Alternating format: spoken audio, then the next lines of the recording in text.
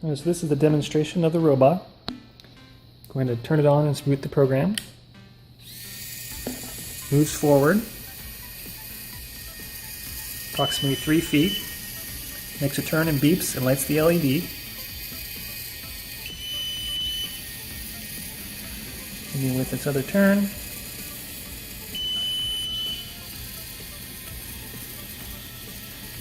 It comes back approximately where it started. Hey everyone, this is experiment number 1, and in this experiment we're going to basically test the motors on our little robot. Okay, so we have our little motors with wheels, and so the first thing we want to do is we want to connect the two motors. But first of all, I want to show you one thing. You can just grab a little box or anything. Make sure that the wheels are off the ground. Okay. That way the wheels can spin and the robot won't run away. Make sure that at least one of the batteries is out from the back of the robot.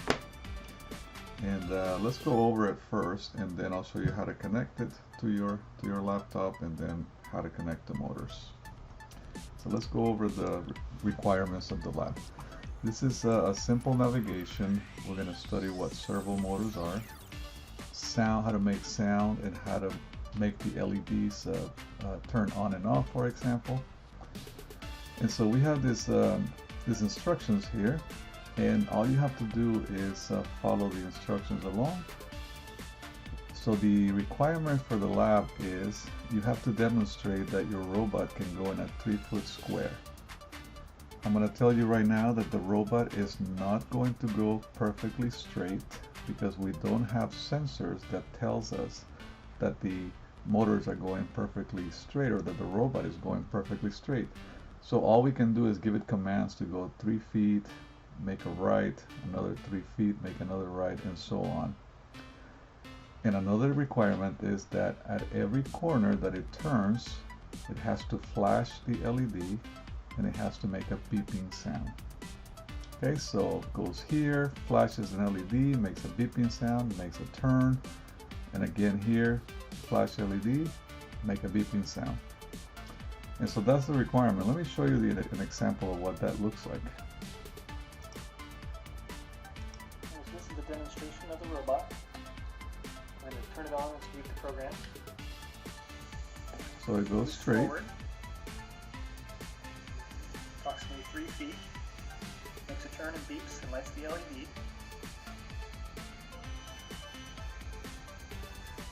And with its other turn.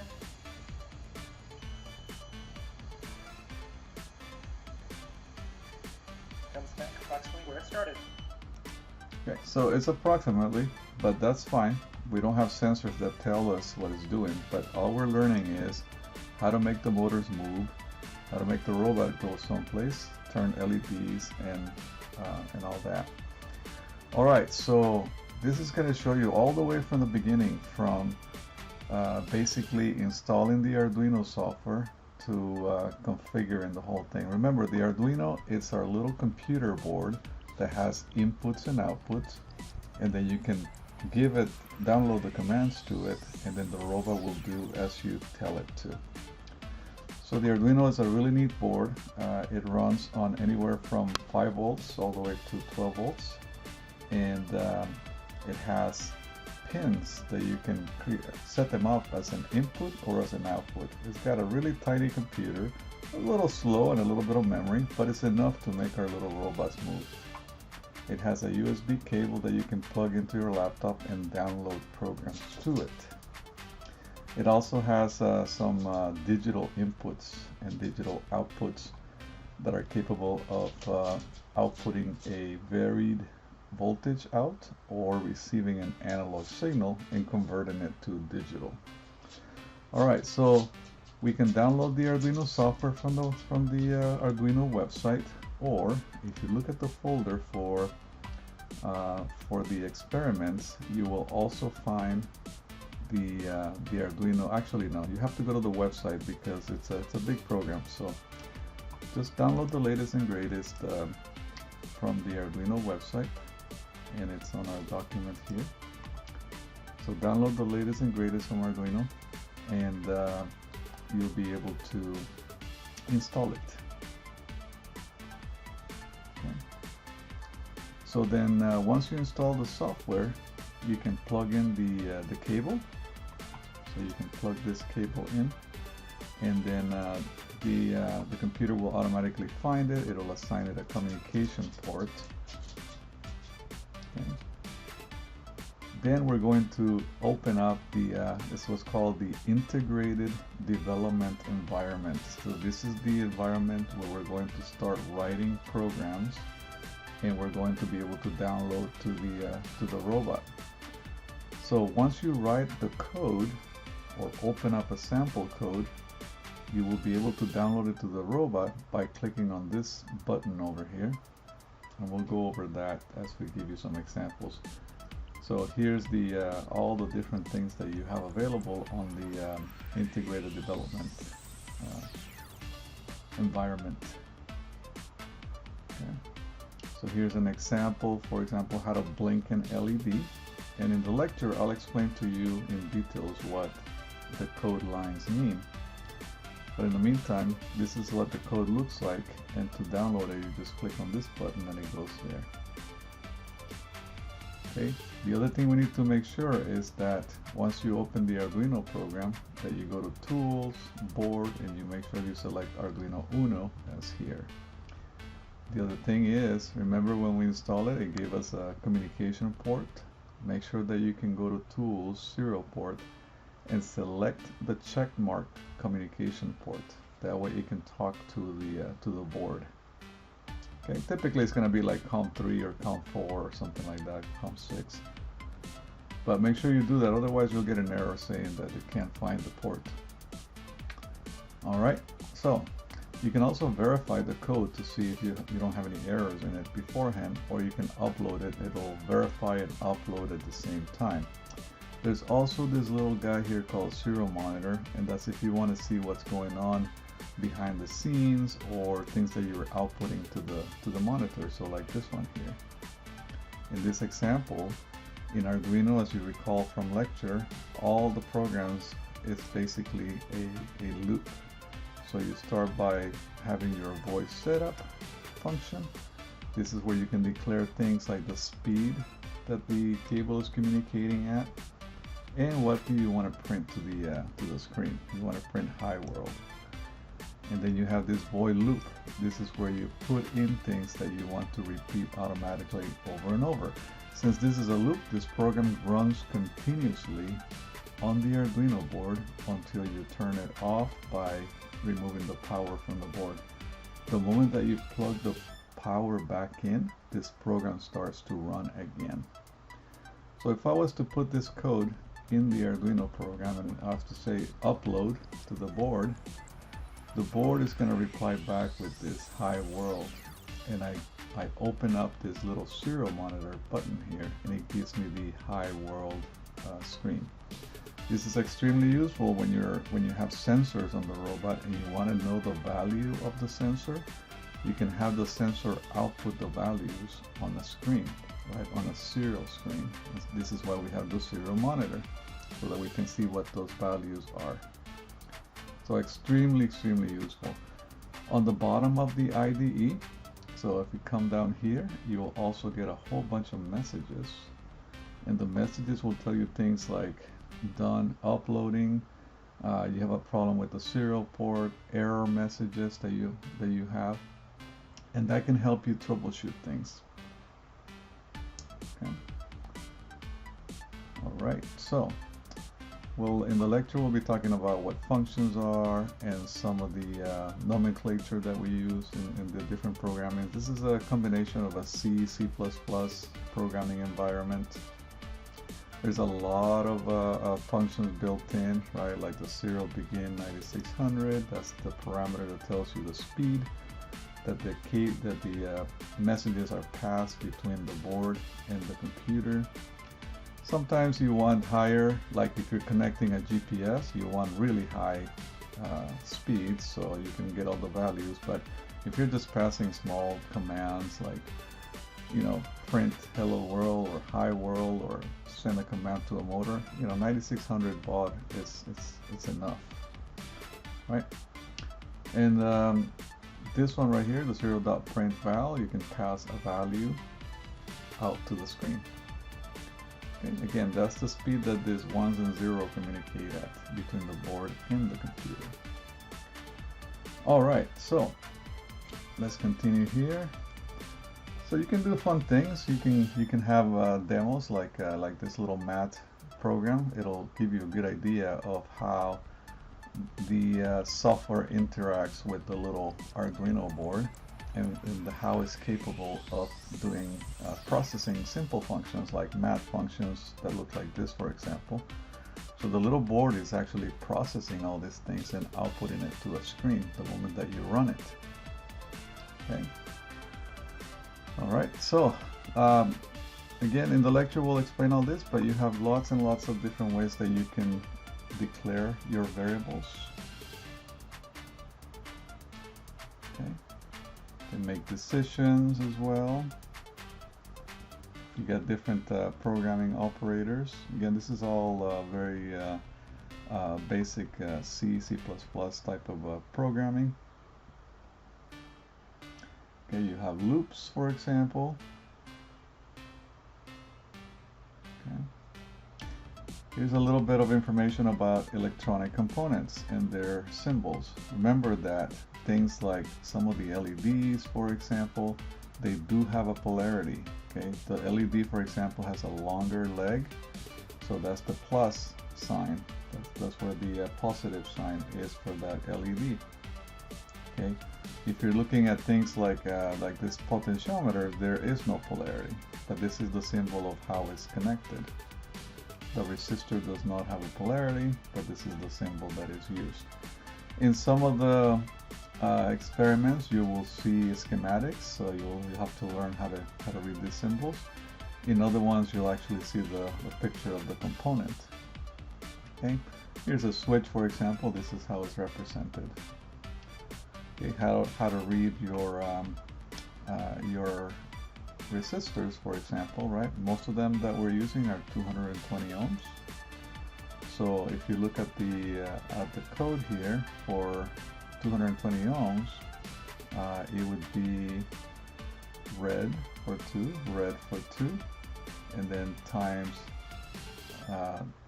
you have a multiplier here, for example. What is the multiplier? Times brown, which is the next color, times 10. So 22 times 10 gives you the 220 ohms.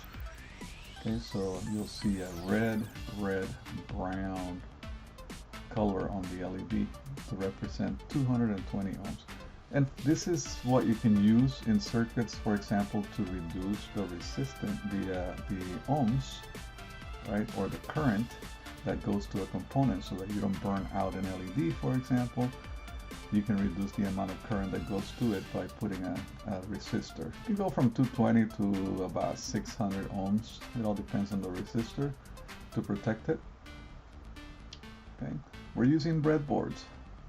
Breadboards are extremely useful to create circuits, temporary circuits. You can plug in your components in there.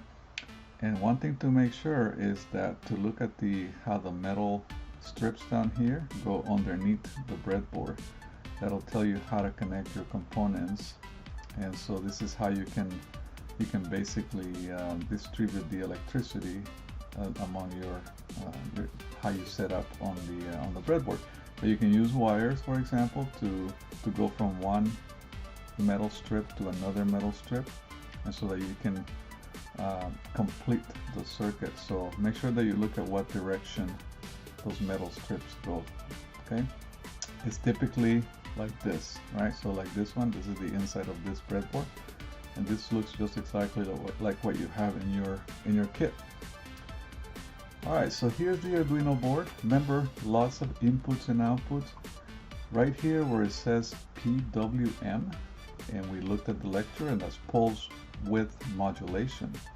What that means is that in my code, I can put an output voltage out of this pin, and it can vary the voltage. So I can say, give me multiple values of the voltage between 0 and 5 volts. So I can, make a voltage pattern that I want. If it just says digital pin and no PWM, it can be only 0 volts or 5 volts. So it can be either high or low, 0 or 5 volts. But PWM is a variable one. Analog input, and you can plug in like a potentiometer, an analog device, and you can read the values out of it. Okay, what you do in the circuit is just a voltage divider, and that voltage divider is read by the pin. And the Arduino Uno has 6 analog inputs. Okay, there's a little trick where you can make an analog input become a digital output as well, but that's for another topic. There's a lot of things that you can learn about this. This right here, for example, is the chipset for the USB port. Okay, thanks to this chipset, we don't have to install a driver for this board in Windows 10. It automatically comes with the Windows driver. This is the Atmel chip. Okay, this is produced by a company called Atmel, and this is the main computer. The whole board is just a breakout board for this computer.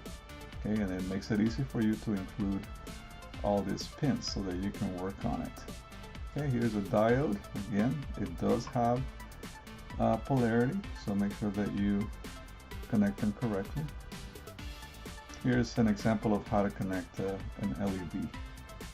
Okay, you have this sensor shield that goes right on top of the Arduino board, and this is included in the kit, so it makes it easier for you to basically connect components to the board or the robot, right? And the neat thing about it is that each one of these rows has a ground, has a 5 volt, and it has a signal in it. So an LED, for example, I can connect it to ground, and I can connect the other side, right, the positive side. I can connect it to the signal, and I'll pick this number 12 here. Okay, pin number 12. If you look at pin number 12, pin number 12 is capable of turning an LED on and off because it's all high or all low, 0 or 5 volts. Okay, so I have my LED connected on pin 12. In this example, I'm saying, hey, the pin mode of pin number 12 is an output. I'm putting something that's going to provide an output there. I'm providing an output to that pin, is what I'm saying. And you can say digital write, meaning put in 5 volts on pin number 12. And then I can say do that for a half a second or 500 milliseconds.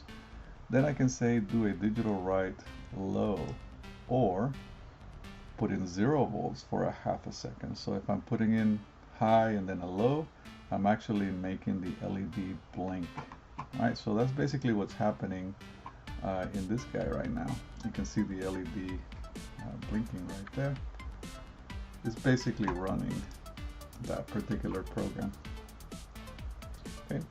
Every time we upload a program like this into the board, it erases the previous program.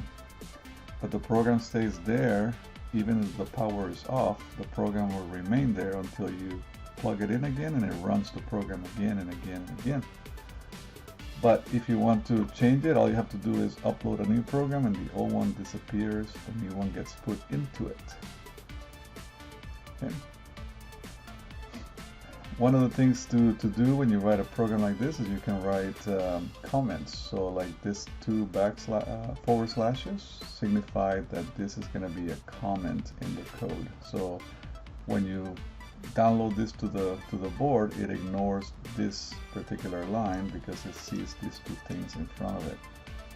Similarly, you can write big comments by putting a forward slash and an asterisk, put in your big comment or long comment, and then you can close it by asterisk forward slash again. And this will be ignored when you put it into the robot. This will be ignored when you put it into the robot. Alright, So a little bit more here. You can also put in a switch and you can read the values of a switch, and depending on the value of the switch you can make an LED turn on and off. So we have an LED connected to pin 0, and we have a switch connected to pin 2 and ground. Actually the LED is connected to the signal 12, and the other one goes to ground. These are all ground up here. Okay, these are all ground. So what this is saying is I have an LED connected on pin 12, I have a button connected on pin number 2, and I'm saying I have a switch, right, connected on that pin, that button pin, which is pin number 2. And the input pull-up allows us to reduce the number of resistors used in the circuit. So in this circuit, if I didn't have that function input pull-up, I would have had to put in some more resistors between the switch and the board. But thanks to this particular function, I'm saving myself 1 or 2 resistors in there. Okay. And so this is just saying, while reading the button, make sure that we see what the button looks like, right? And depending on how I'm reading the button, it will turn the LED on or off. Okay.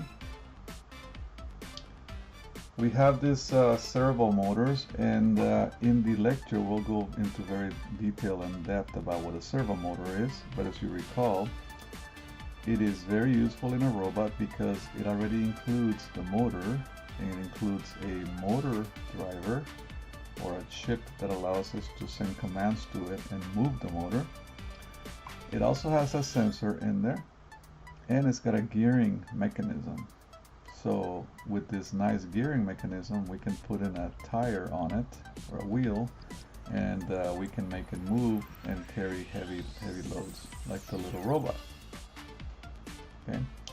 Connecting a servo motor is as simple as just plugging it in wherever you want to. Just make sure that the black wire and the red wire go to the proper places. So like black goes to ground, red goes to voltage, and either an orange or a white cable, depending on the manufacturer, goes to the signal. Now you can plug it this way or you can plug it the other way. So if you look at here, okay, so the problem is you can plug it with the black wire first or the white wire first. So you got to make sure that you look at the board, and the board tells you which one is the ground and which one is the signal. So I know that there's the signal all the way here on the other side of the pins. It's got an S there, and I know there's a G on the other side. So, and then the manual tells me to use pin number 11. So I'm going to use pin number 11 and plug it in there. Okay. So you just plug it in. So I got one on pin 11 and I got another one. Let me see if I can get closer. I don't think this will focus as much as I thought. Oh yeah. So there you go. Pin 11 and pin 10 is where my two motors are connected to. All right. Now we can do a really quick program that will allow us to move the motor either all the way to the right or all the way to the left, and for a particular amount of time. So you can run this program and test that the motor actually moves. We cover in the lecture the use of libraries and what their use are, and how it helps us to simplify our programs by putting everything into a library file. Okay, now the one thing that we must do though, it's calibrate the motors. Okay, so the motors run, let me see if I have a different, so the motor driver, right, this little chip, if we look at the the motor, that chip inside here has some very specific commands that it accepts to move the motor. Okay, so we're going to be sending commands to that chip via the signal wire, the white wire that goes directly into that chip. Now the commands that you send to there are very specific, and the chip understands that if you tell it to go in one direction, you can do something like it goes from 0 to 2 in milliseconds, the signal. But it knows that if the signal is 1.5 milliseconds, it knows that the servo has to stop or don't send any voltage to the motor. But if you send something between 1.6 and 2, it'll send a signal to the motor to go in one direction. But if you send a signal between 1 and 1.49, it knows to tell the motor to go into another direction. Anything in between the 1.5 and the 2.0, any of those little numbers in between, that tells the speed of the motor. Okay, that tells the speed of the motor. Now, depending on the manufacturer, they're supposed to go between 1 and 2 milliseconds for the range. 1.5, everybody knows is stop. But some motors decided that they were going to make the range a little bit narrower, so like between 1.3 and 1.7, knowing that 1.5 makes it stop. Okay, so it all depends. You're gonna have to play around with the values, but I usually start between 1 and then go all the way to 2. Alright, so here's what our first thing is: to calibrate the motors to make sure that it knows that if I send a 1.5 signal, it knows to stop. If they do not stop, I'm going to show you how to calibrate them. Okay, so let's open up the Calibrate Servo Motors program, which is just right here in your Beachboard files, and it's just called Calibrate Servos. So double click that. I already went ahead and plugged in my motors on pins 10 and pins 11. Right? Remember, we have our 2 motors connected there. And so what this says, is, hey, I'm going to use the servo library, which takes care of a lot of little values for us.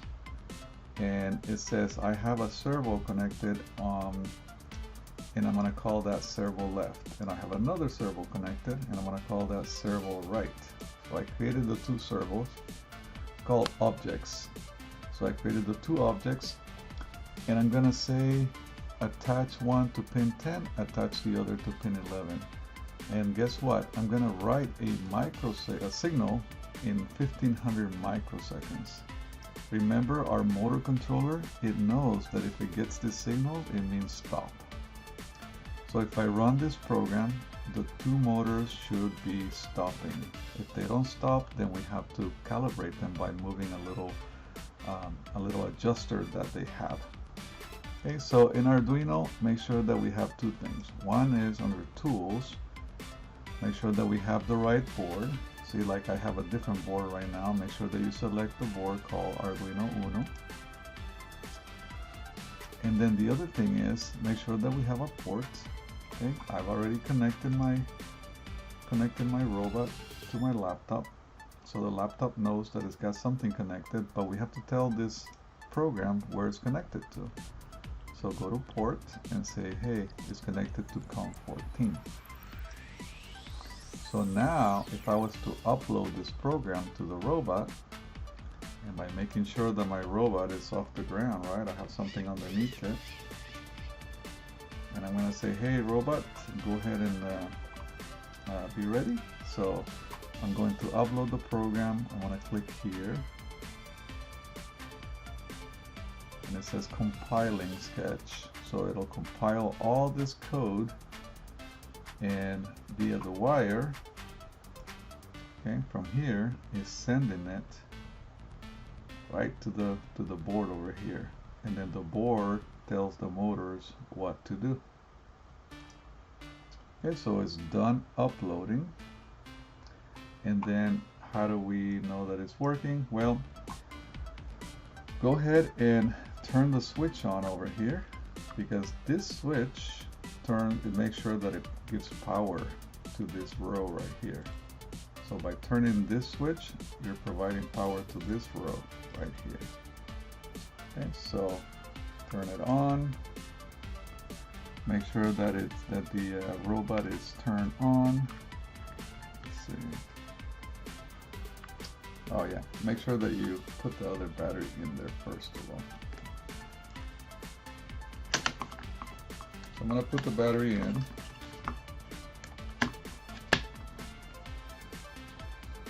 I'm going to make sure that it turns on. I see a blue LED here on my little voltage reducer. Okay, so if this LED turns on, then you got power on the motors.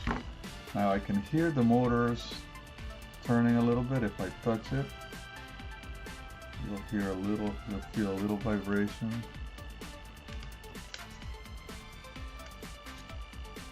They're not moving, so they're pretty much calibrated. But if you want to get rid of that humming sound, you can. I just can't tell, even by touching it, I can't tell. Oh yeah, it's this one. So this one right here has a little bit of humming, so it's not 100% calibrated, but it is about 99.9% calibrated because it's not turning. If I was you, I would leave it alone. But if you do want to calibrate it,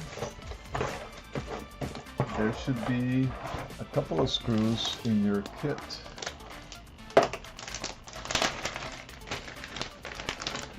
I'll show you right now how to. Okay. There should be this tiny screw in your kit. Okay. To calibrate a motor, so like this one right here. Let's see. Is it this one?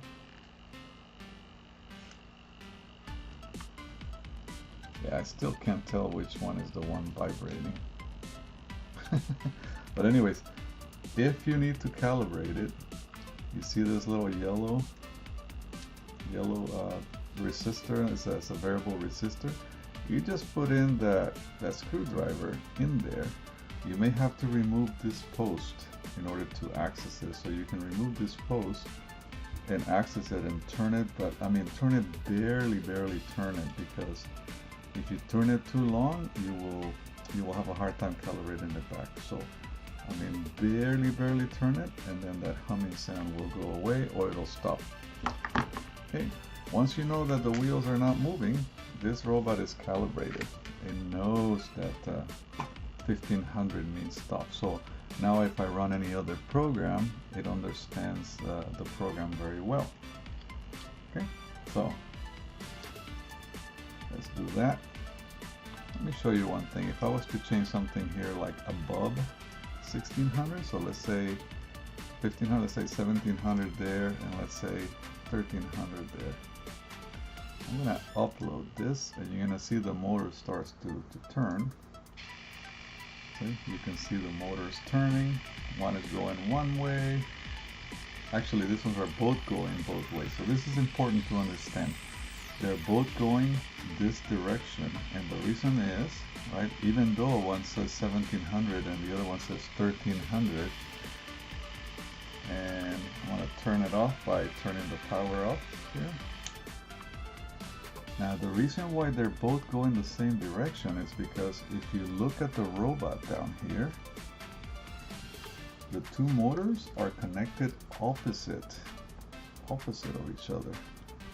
Okay, so when you give the commands to the motors, you gotta give the commands opposite of each other. This is why the 1700 and the 1300 means the same speed but going on the opposite directions. Okay, so pretty neat stuff, huh? This is part of the coolness factor of understanding these things. All right.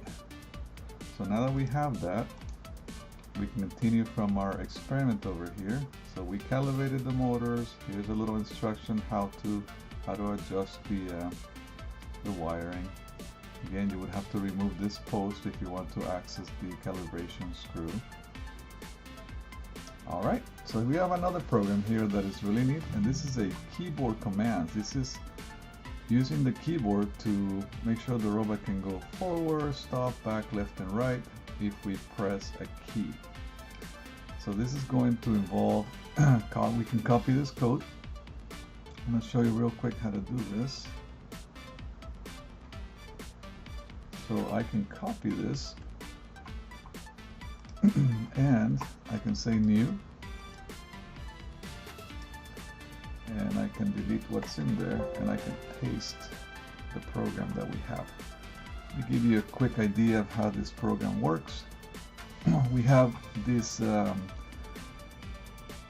particular values that we're declaring, and these are degrees. So instead of sending values in microseconds, the servo library has already converted for us those microseconds to degrees. So forward value is 180 on the left motor, and left back, it's value of 0. Stop is 90, so 90 is equal to 1500 microsecond signal. Right, so our library took care of all those numbers for us by using that.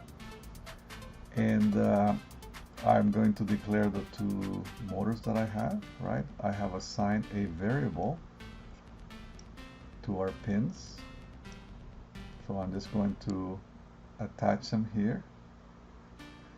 And then I created some functions. And then in my functions, I'm just saying that to go forward, make sure that our left motor goes forward and our right motor goes forward.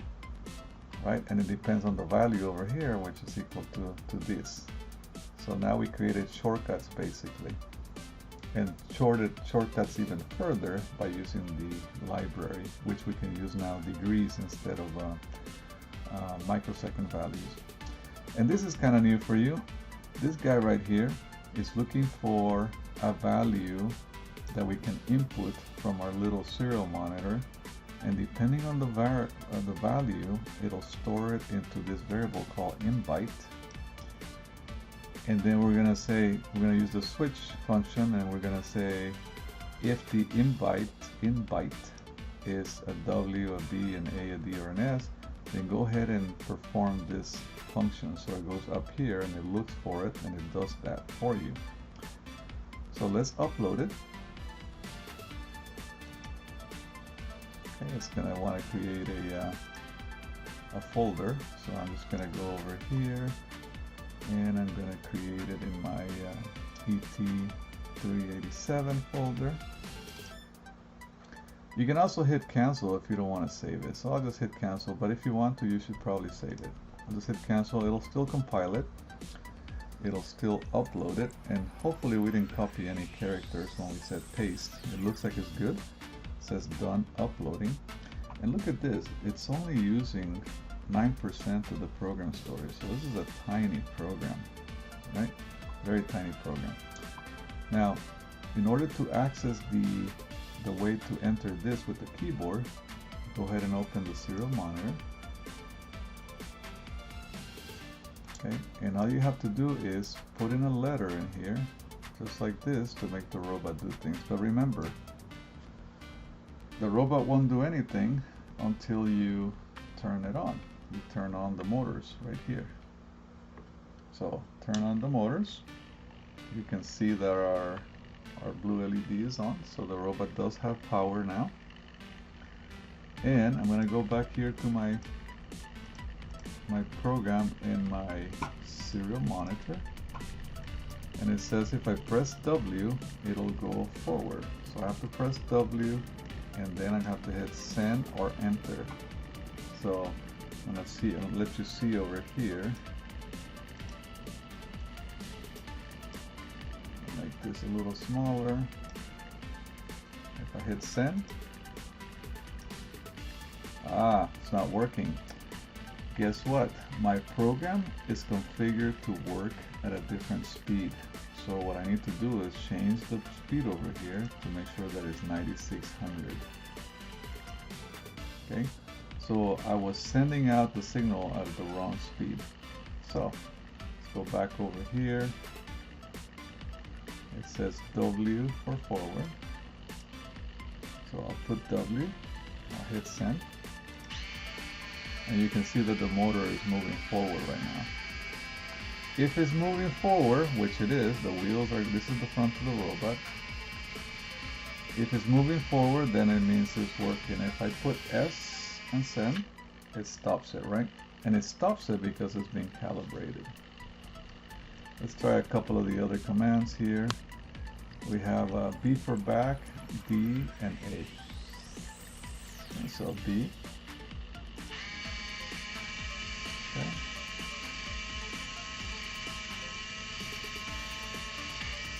Right. And of course you can put it on the floor and you can see it doing its thing. Let's give it a second here. Right. Again, we can hit the S for stop. And so you have a nice keyboard command function over here that you can use. All right, let's see what's next over here. This explains how the whole program works. This is the good thing about this manual, that I'm explaining everything that you need to know. Okay, we're going to talk about pulse width modulation in class in detail. All right, so the next thing for this particular lab is,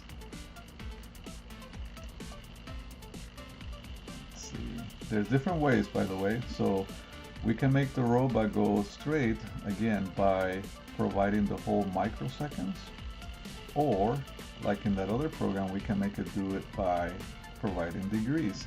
I'm going to give you the two samples in here in this guide that you can use. Let's talk about making sounds. And in your kit should be a speaker. Okay, there's a little speaker. Now the speaker does have polarity in it, okay, because this is a piezo speaker. You can see there's a plus sign there, and that goes to the longer leg of the little speaker here. And the way this speaker works is you can send a signal to it via the longer lead as fast as you can. Okay, you send a signal as fast as you can, and it'll make a sound because of that. So we're gonna just use the breadboard. I'm just gonna use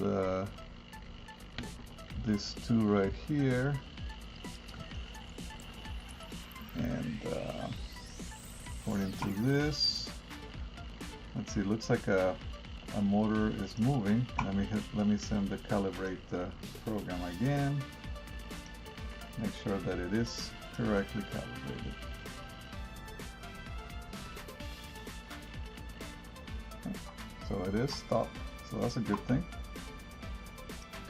All right, so basically we have all these wires that we can use, and more specifically, you're going to be using the wires that are the male and the with the female connectors. Okay, so I'm going to put in I'll just use the brown for the positive and the black wire for my ground.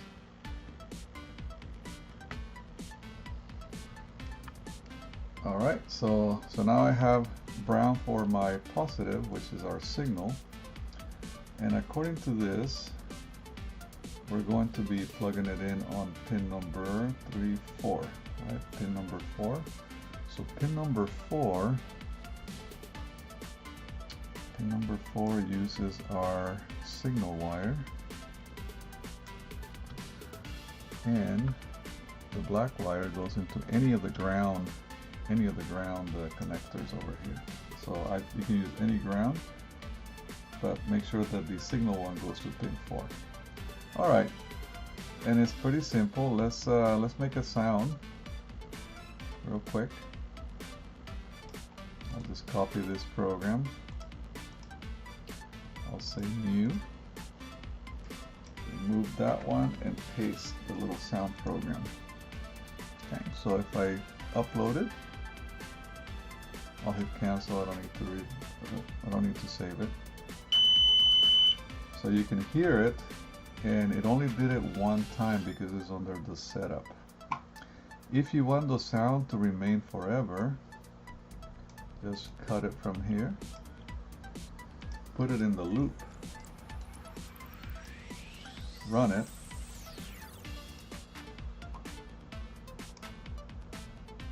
okay, and it's there forever until you actually turn it off. All right. That's just the reset button. We'll start the program over and over again from the beginning. Okay, so I'm just gonna unplug one wire so it doesn't make the sound anymore. And let's see what else we got. Okay, more information about going forward and back. How to create the functions. Okay, so how to create like a sound function or a forward function, left, right function. This explains to you how to use degrees for movements, just like the keyboard did. Okay, and it shows you the differences. And then how to connect, for example, some motors. Some LEDs and sound at the same time. By the way, we have this sample at the end here that kind of gives you an idea on how to run the program. It may not work perfect for your particular situation, but it's a good start for you to complete lab number 1. You will have to basically play around with some of the values until you make the robot go as straight as possible. In that particular example, we learned quite a bit, but now I'm going to show you back. I'm going to show you how to run other example songs. So, for example, we have let's see, what would be a good song? Let's do this one. Here's a little Star Wars intro song, and this is an example that I found. So it's got a lot of different sound things in here that create the entire song. So I'll upload it. Make sure that our speaker is connected to the right place. Yeah, it's connected on port number 4. So if I was to connect my little cable again on back to the speaker here,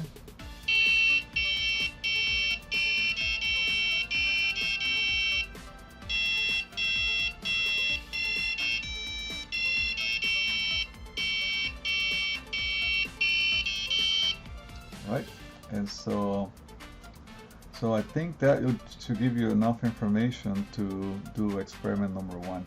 All right, have fun with it. Don't forget to always turn your robot off. Remove a battery if you're going to put it in someplace for a long period of time. Remove at least one battery from down there. All right, that way you avoid all kinds of things. And remember, this switch here provides power to this row here where you have all these motors connected to it. All right, so the way you know that it's powered on, you have a blue LED. If that doesn't turn on, you should do this to the batteries, just kind of rolling back and forth, because this is a brand new battery holder. Sometimes you have to roll it back and forth until the batteries get seated properly. All right, so I see a lot of that where the robot doesn't turn on. Just roll the batteries like this. All right, hopefully that was a lot of fun for you, and we'll see you in the next experiment. So this is the demonstration of the robot. Going to turn it on and boot the program. Moves forward approximately 3 feet. Makes a turn and beeps and lights the LED. Maybe with its other turn.